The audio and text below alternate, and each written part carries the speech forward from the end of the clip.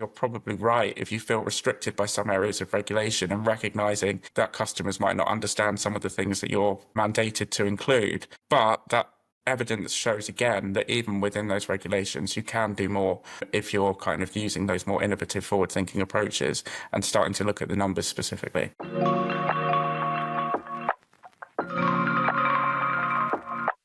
Welcome to the Digital Customer Communications podcast, where we discover how leading regulated companies engage, retain, and delight customers at scale. Today, we're exploring the critical role of clear communication under consumer duty. Our guest is Ben Perkins, Director of Partnerships and Services at Plain Numbers, an organization dedicated to helping companies communicate numbers so that customers can make informed decisions. Hi, Ben. Financial services companies, they know numbers pretty well, you would think. Why do they need help communicating them? Well, I'd say the first thing to point out is that within financial services, other regulated industries, a lot of the messages that we're trying to convey to people are all about the numbers.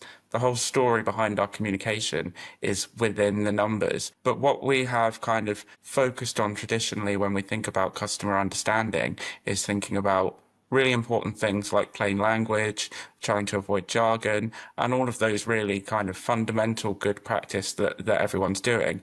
But the message you're trying to get across is in the numbers. So having not given that the same level of attention for a long period of time, it gives financial services organizations a huge amount of scope by focusing on the numbers. I also think you make a really interesting point when you say that financial services organizations, you would think they know the numbers really well. And perhaps just a kind of gentle challenge to that, when we think about the numeracy levels within the UK, and we look across the population, and from the latest available Skills for Life survey, we see that around half of all adults have the numeracy levels expected of a primary school child. You can see that actually the population as a whole has a really significant numeracy issue to consider amongst customers, but also it's fair to reflect on the fact that all financial services organisations are going to be staffed by the population, and therefore it's likely that those numeracy levels exist within staff as well. And it's worth just reflecting that when we think about customer vulnerabilities and we think about what of the areas that the FCA identifies as customer vulnerabilities are the most prominent, and we look at financial capability as an area, and within that we break into literacy and numeracy, you'd find that poor numeracy affecting more than 20 million adults in the UK, according to the FCA's Occasional Paper 8 in 2015, is the single largest vulnerability that impacts the working age population. That isn't to say that other vulnerabilities aren't as important. That's not the conclusion I'm trying to draw, but it goes to show that there is a massive, massive need to be addressing communications in a way that people who struggle with numbers are more able to understand. So struggling with numbers is something that exists not just in the average Joe, but, the average Joe populating a financial services organization. We're not all working with numbers every day, especially the people sometimes who are creating and writing and designing those communications that go out to customers. They may be more technical. They may not have that kind of deep financial services numeric background, but then you've also got the people who do.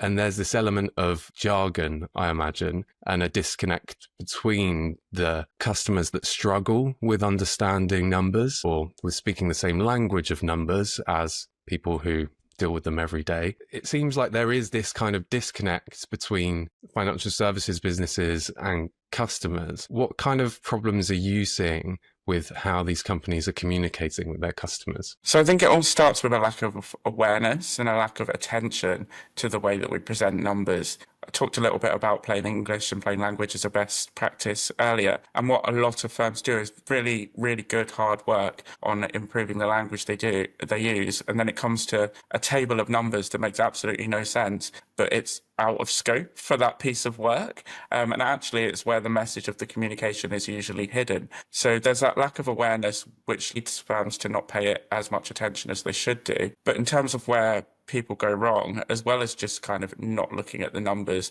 when you get into them, they rely on much higher numeracy levels than the population has, and much higher numeracy levels than they realise. And perhaps we aren't doing enough of the calculations for people.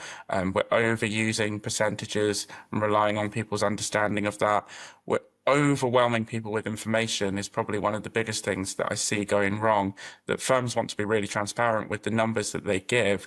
And what that results in is them giving all of the possible numbers that are related in any way to the product. And it becomes too much for the customer to digest and actually understand less. I also think that we are sometimes not clear enough in our communications about what the intent and what the story is that we are trying to tell. So when I say that, what I mean is if you've got a letter that is trying to get across something like how much arrears someone is in and what they need to do to pay, we can quite often go in and open with some kind of generic statement from the regulator about what the kind of notice this is. And we've almost forgotten to put the prominence on the things that the customer really needs to know. When we don't have that prominence, we also can get wrapped up as well in the way that we present it by this idea of the curse of knowledge, which I think you were touching on with that disconnect, which is the idea, Steven Pinker does a lot of talking about this if anyone's interested in hearing more, but it's the idea that the more you know about something, the more difficult it is to imagine what it's like to not know it. So if I just give you a little example of that,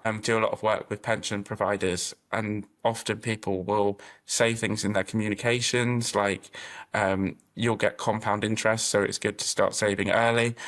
It doesn't necessarily occur if you've worked in pensions for maybe 10, 15, 20 years, that people don't use the word compound interest or understand that mathematical process in their day-to-day. So we need to actively step back from that and try to see it better from the customer's point of view. Sure. You mentioned a couple of things there, including regulation. And, we talk about regulation quite a lot. But with regard to consumer understanding and consumer duty, there are a new bunch of regulations from the FCA. And I imagine, like you touched on there are lots of legacy regulations from the FCA. And these things aren't separate. They have to intertwine. Are these things always mutually agreeable? Do they sometimes come into conflict with each other? I think they do. I would say to start off with that obviously I'm a huge supporter of the customer understanding element of the consumer duty. I think it's really important and it's setting us in a good direction. Having said that, it's a real challenge for firms where on one hand, they're being asked by the regulator, improve what customers understand in your communication. But in certain other places, you're hearing, write it exactly like this. So if you're saying, write it exactly like this, but also improve it, there's a kind of natural, obvious conflict there that's quite restraining for firms. And I do recognise a lot of the difficulties there. I think the FCA recognised them as well. They've had consultations recently that Plain Numbers responded to, and I'm sure lots of others did as well, around some of the legacy regulation that perhaps isn't as friendly as it should be with consumer duty. But what I would also say is that despite that frustration, which I understand, the FCA is right to point out that even within the current regulations that they give, there is significant scope for improvement in customer understanding. And that was demonstrated by the work that we did in our initial trials, where we worked with 5 market-leading firms from different industries, 3 of them FCA regulated, 1 Ofwat regulated and 1 Ofgem regulated. And everything that we produced for that trial, we had to keep compliant to the regulations that were there at the time and have stayed largely the same in those sectors.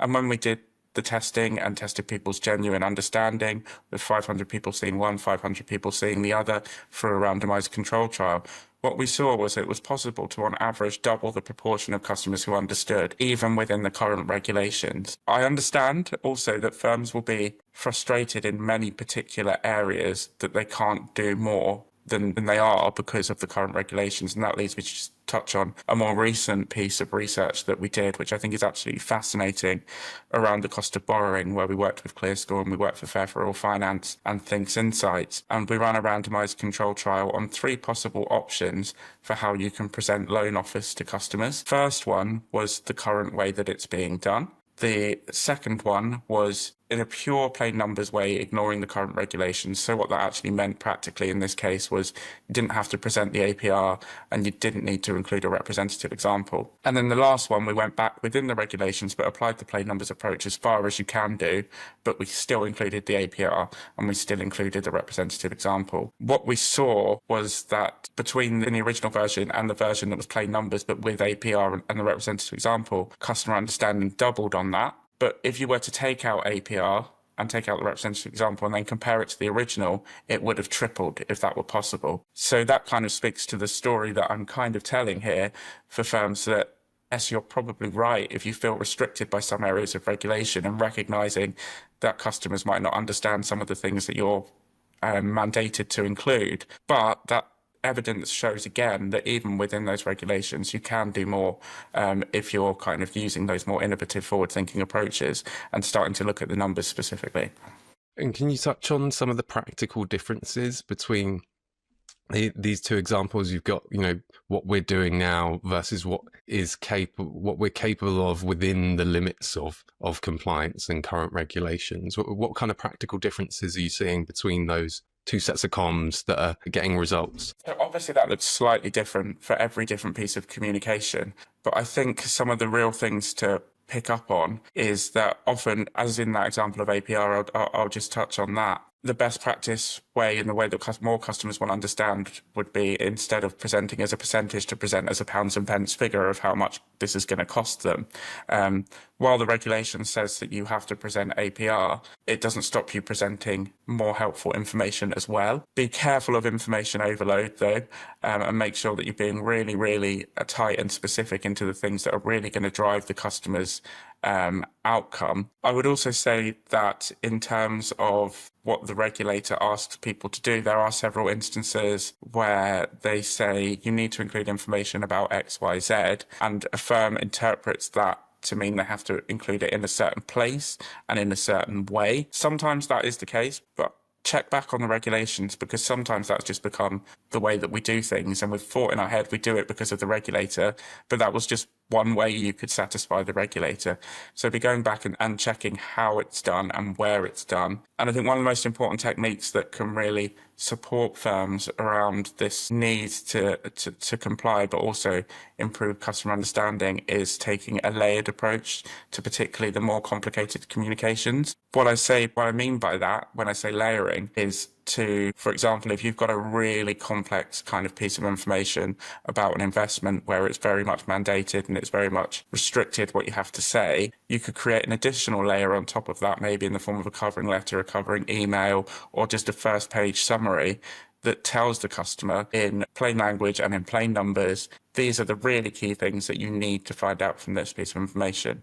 And what you'll see is that if you get that information that really matters to people up front, there'll be better understanding of that, because they don't have to sift through a lot of the things that they don't really understand to find the information, and it's less likely that they will disengage from it.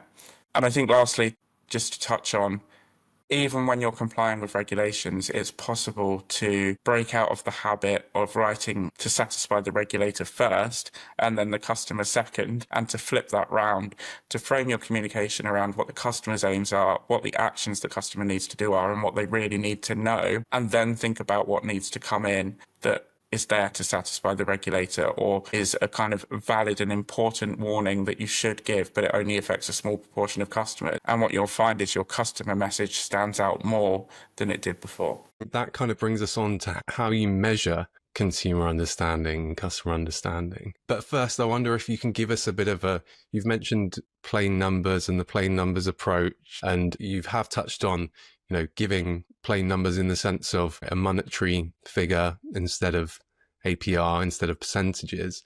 Are there any other sort of core elements of taking this sort of plain numbers approach that people can take on and start implementing today? Yeah, absolutely. I think it has to come with the understanding that the plain numbers approach is a principles-based approach. So as much as I'd like to kind of be like link in the comments to a tick list sheet of things that you do every time and it will always work, people listening to this will know that like the art of communications is just a bit more complicated than that if you want it to really work. So it all starts with understanding the purpose from the customer, which will drive the way that we apply certain principles. And those three principles, to give people a flavour and some of the techniques that sit beneath them, we start by looking at the numbers themselves. So that is literally how the numbers are presented. And there's loads of stuff that we recommend. First thing I'd recommend everyone does is, when they're reviewing a communication, highlight every single number, look at what you've decided the intent for the customer is and what they really need to understand, and be quite harsh on deciding whether this number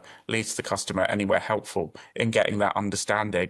And if it doesn't, for your first draft, just strip that number out. You may need to add it back for regulatory reasons or whatever, but what you'll see is that you've got loads of numbers on your on the page, probably in a financial communication, particularly in some sectors, but it would be possible to get rid of probably at least half of them, which makes it a much more comfortable experience for people who are anxious and uncomfortable with numbers. But also try to avoid overusing percentages. There's lots of places in the finance industry in particular where you have to use a percentage, but if you can avoid it and you can give the specific number, then that's much, much better. Trying to make the numbers relatable if you can, so attaching meaning to something that's relevant to someone's real life. And if you can be really specific and personalized and use their own data as well, that's really, really good. But if you can't, even things like, you'll often hear on the news people talking about inflation and then they switch into the price of a basket of goods. The latter is much easier for people to understand because they can picture and visualize what that means for them. Once you've looked at the numbers, there's loads of stuff that's kind of around the numbers in terms of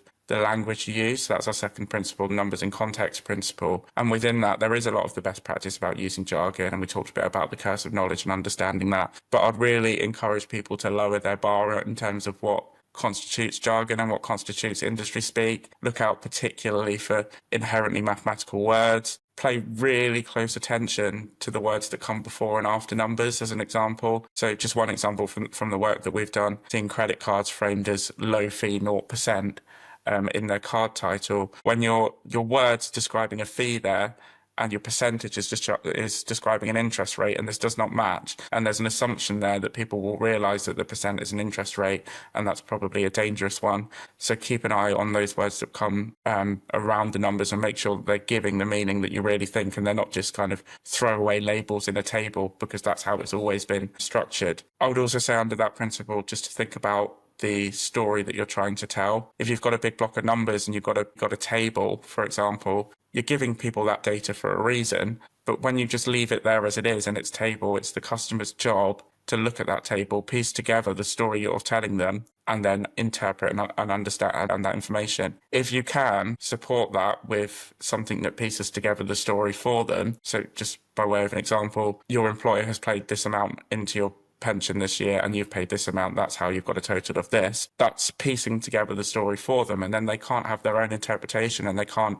make a mistake there. And then the third thing would be around our how we think principle. So that's all about layering, making sure the numbers that really matter to the customer, your number one most important piece of information, really screams off the page, and it isn't kind of hidden further down in copy. It's not kind of on page 3 or anywhere further down the communication, and making sure that anything that matters to the customer dominates your information hierarchy is how I would frame it. But what I mean by that is stands out, and any information that is given but maybe not as important to all customers doesn't stand out so much. And then what you'll see is people thinking fairly fast through your communications, in reading it, and they'll be getting more of the information that you want them to than they were. Following best practices is one thing, but when it comes to individual contexts, so I'm thinking as an example, when is too much information for one piece of communications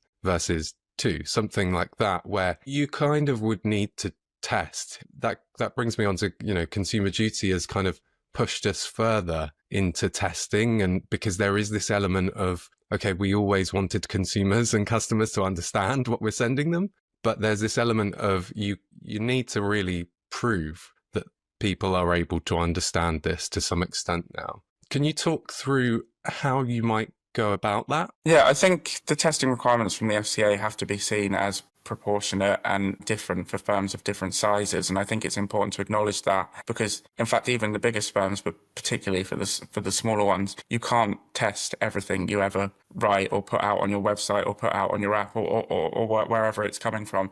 It's just simply impractical to test everything, and I think the FCA does recognise that, and therefore there is a place within your approach for using techniques and methods that have been proven in some way before, in the same way that I kind of mentioned with the plain numbers method, that it has that evidence behind it, and that can in some cases be an alternative that you can take confidence from. But when it comes to going about testing customer understanding, I think it's a really, really timely question, because a lot of the kind of updates from the FCA. There was an update recently about vulnerability and support for vulnerable customers, flagging time and time again that one area under the consumer duty that firms can improve on is both their testing and their outcomes monitoring. So it's clearly a really key focus, and the reviews that the FCA are doing are kind of finding a similar experience to what I've had, where some of the practices around testing aren't particularly great.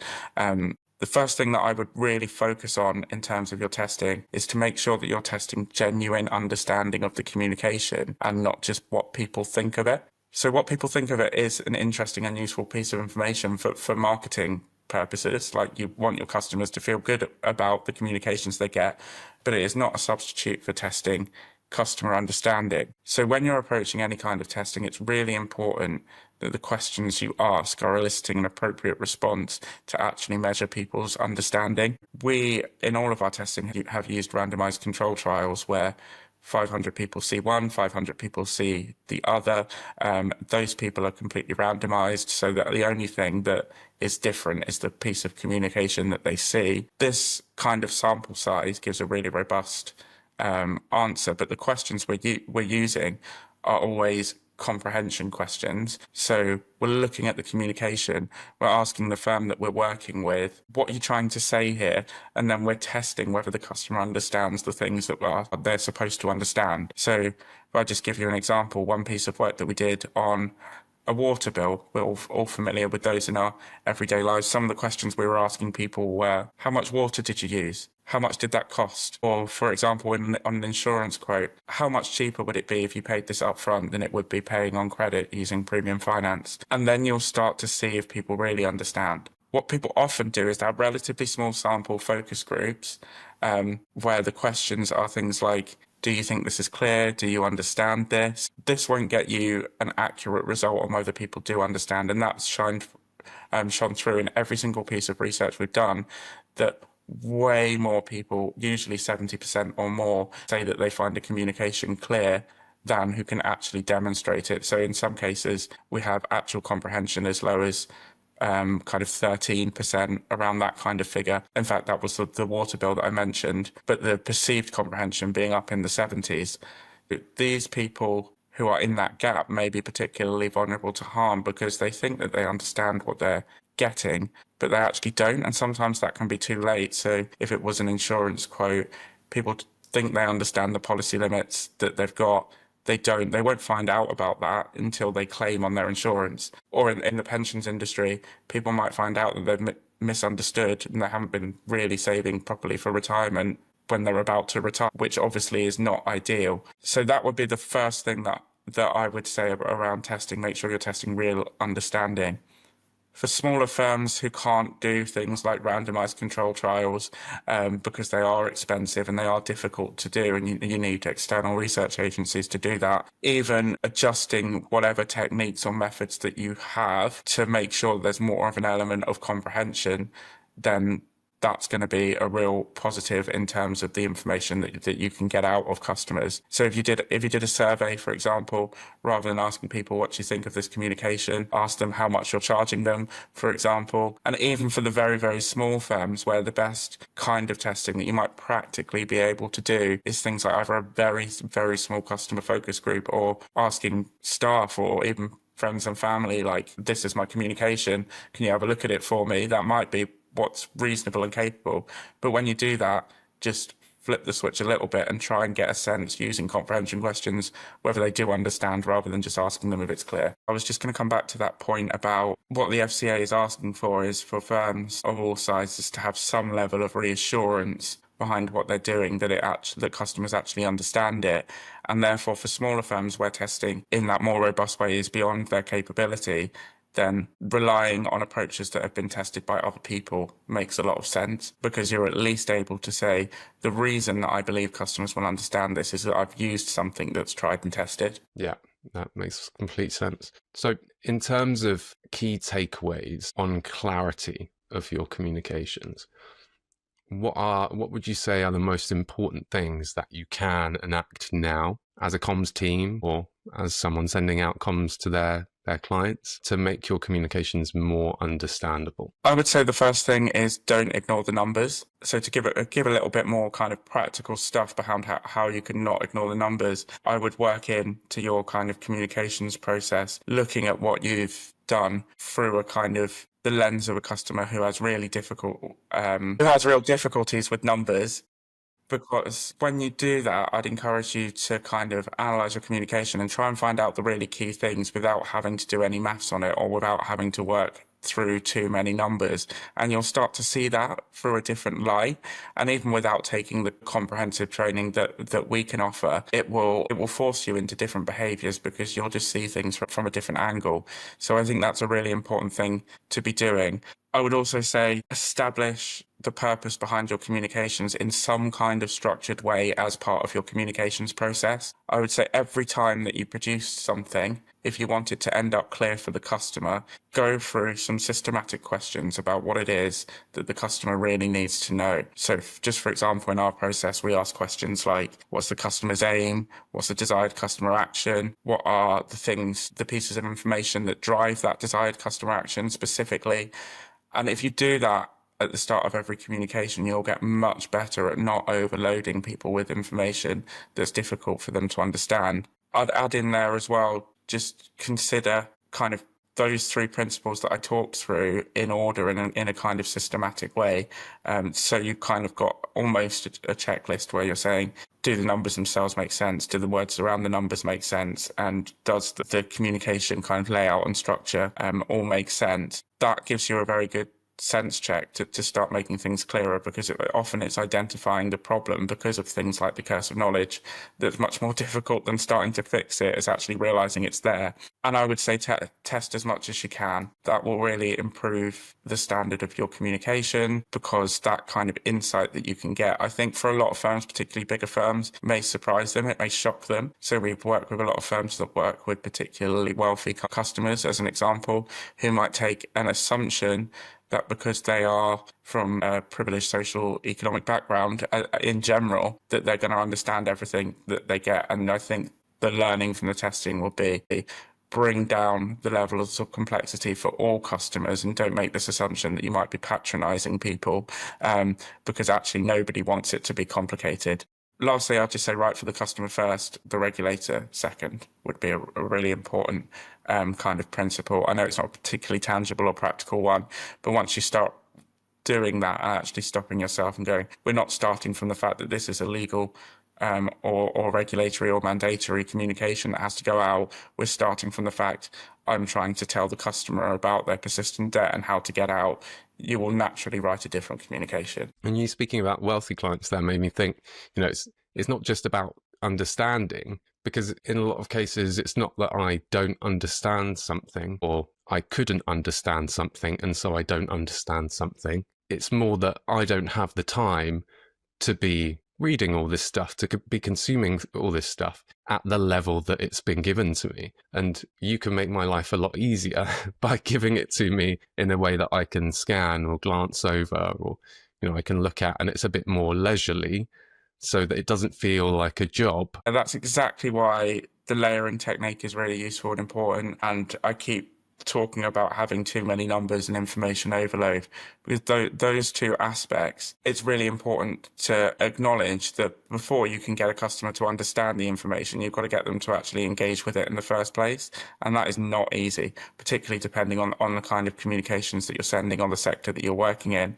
And we know pensions, as an example, is a sector where it's really difficult to get people to engage with it. A lot of that, not all of it, I'm not saying that these kind of changing the way that you communicate is the only engagement challenge that you've got, but a lot of that could be overcome by not having communications that you take one look at and you go, oh God, that looks like hard work. Because we all do that in our lives, don't we? We think, oh, I'll just deal with that later, and then we never do. And a lot of that's just because the communication looks so complicated in the first place. And that's something that, let's end on a key takeaway for larger businesses, we'll struggle with, because, you do have a comms team who are probably experts in this, but scaling it out to the rest of the organization, we all send, almost everybody who has a job within an organization is sending some form of communications to someone externally. How do you ensure that this guidance is implemented consistently across an organization? Yeah, it's really challenging. As with any kind of change process in large organizations, I think we have to recognize that there are huge challenges. I think the first thing that I would acknowledge is that you need to work on your kind of customer understanding elements and consumer duty beyond just staff training. It matters. It's really important. Like, we offer training ourselves because we know that it really matters that people have the skills that they need to implement that. But what the actual ask is, both from the FCA and in terms of general improvements in customer understanding, is about culture. It's about whole organizations and being customer centric and putting a focus and importance on the clarity of information and customers really understanding things. What I would therefore say is that whatever kind of work that you do, and big firms will be kind of working with lots of different organizations to help them improve, just make sure that it's equally about culture as it is about staff skills or as it is about individual communications. I would argue that getting a kind of mainstream consultancy to look at 4 or 5 of your most important comms is not changing anything for you, as your culture isn't adjusting to the consumer duty requirements of having customer understanding as something so important. And that's why at Play Numbers, while we offer training and support for individuals so that they can upskill and we can transfer the skills into their organization and they can keep them at their end so that it becomes sustainable, we also don't do that alone, independently. We work with firms to look at things like communication standards across their organization. What are their style guides looking like, to create champions and ambassadors for customer understanding, to raise awareness of customers that have poor numeracy, and whatever the kind of change process needs to look like, it really needs to focus beyond just, we've got this communication now, it needs to be better. It's much bigger than that. Yeah, and at that scale, you do have the benefit of having external help and people who specialize in this. To finish then, what's your, you've talked a lot about numbers today. Do you have a favorite number? My favorite number, really weird answer to this, but I'm going to say it anyway. Go for 57 is my favorite number. And the reason, this is going to make me sound so nerdy, the reason I love 57 is because it feels like it's going to be a prime number. And then when you work it out, it isn't, because of 19 times 3. And therefore I like it a lot because it's a number that tricks my brain. And that's my reminder that numbers aren't always clear. I appreciate that very nerdy answer. Where can people find you if they want to ask you questions or reach out for help? So we've got our website, which is playnumbers.org.uk. On there, you can get in touch with us, but also we've got reports on some of the testing that I've been talking about today, if that's of further interest, and also case study reports of organisations we're working with, such as Nationwide and Aviva, who have been demonstrating their good practice, so would recommend having a read of those. Also on LinkedIn, if you just search Play Numbers on LinkedIn, you'll find our page. You'll probably also find me as well, so feel free to say hello on LinkedIn as well. And you can also sign up to our newsletter. If you go onto our website and just click on newsletter, or you put /newsletter, you can find it there, and we'll be sharing lots of insights and updates around what's going on for consumer understanding across regulated firms, and lots of best practice that you can pick up from as well. Thank you so much for joining me today, Ben Perkins. We'll speak to you soon. Thanks, Sam.